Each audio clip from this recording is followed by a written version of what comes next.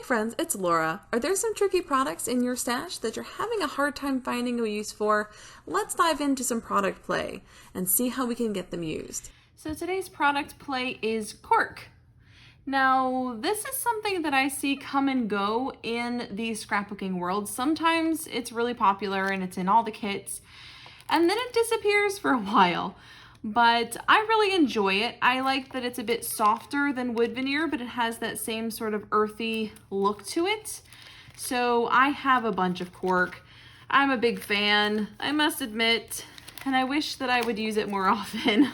I think the reason I don't is because it has a deeper tone than wood veneer and has more of a brown feel, and I don't often use collections that have a brown or even a cream tone to it.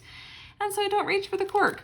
So I even have, regular sheets of cork that you can stamp on. I have big pieces that you can die cut. And then I have these ones that have already been pre-cut and some have been stamped for you. So let's show you some layouts showing how to use cork. This first one is one that immediately came to mind when I was thinking about using cork. And these are using some pink paisley cork pieces that came, I believe, with the Moonstruck collection, which is where this beautiful layout is featuring. And it's using part of the title, so I've built it in along with some thickers, because quite often your wood veneer or cork titles say things like dream or friend or family or love, and it's not really a full title in my mind when it's just one fanciful, whimsical word. So I've blended it in with some alphas to make a longer title, and I love using multi-font titles. I think that's a lot of fun. I've also got this cluster or cascade of butterflies over here that have this beautiful gold kind of crackled into the cork. Really love that. I've also added these really soft little cork hearts in several places as well. One of the things I love about cork is while wood veneer has a very hard texture, not only physically where you can feel it, but also visually, wood has a very hard texture to it, hard feel that it adds to the layout. Cork is softer. I think because it looks kind of corrugated or has like the little holes in it and things like that, it just has more of a soft kind of earthy feel to it rather than a wood feel to it.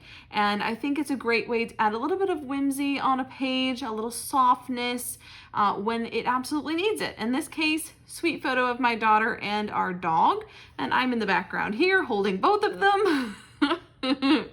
And it's just a really sweet photo, and I think it needed this really soft touch added to it.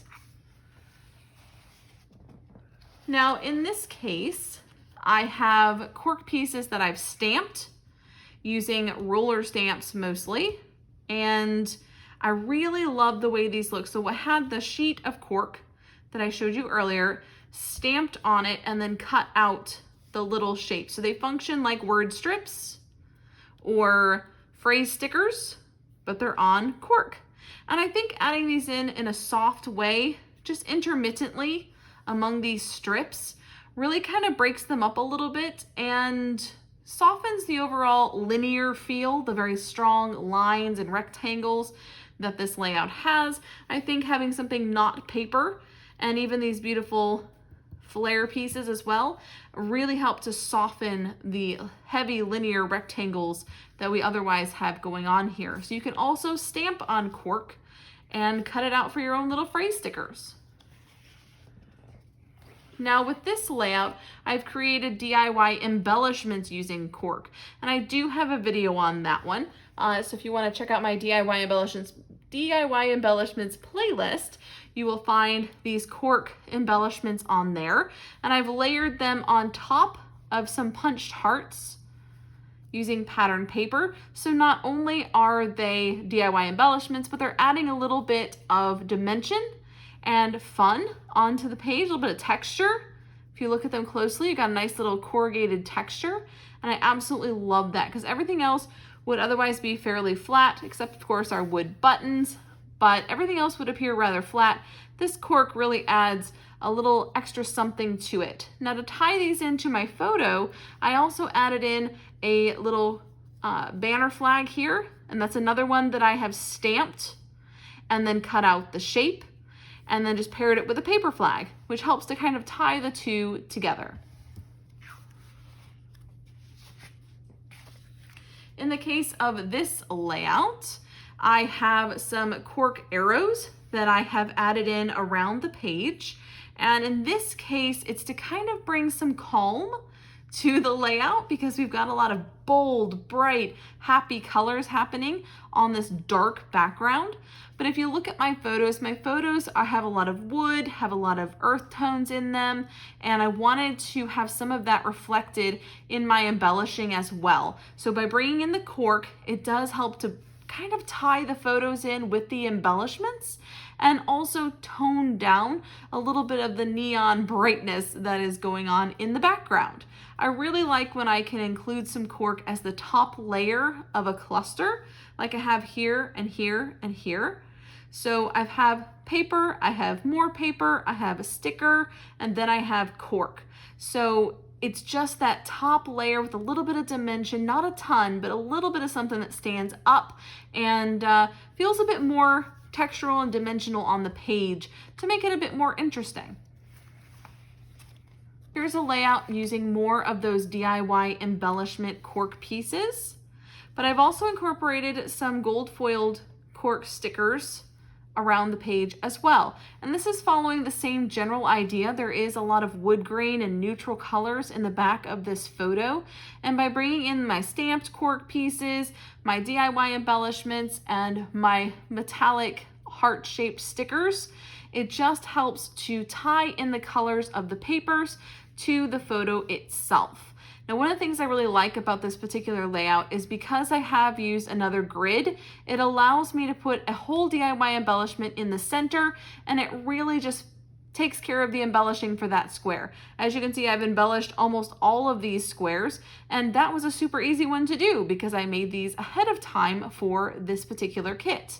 Really, really like the way that it melds in with the gold quite nicely as well, and that's partially because some of them have the metallic gold, and it's partially because they are such a neutral color that they meld in beautifully with gold.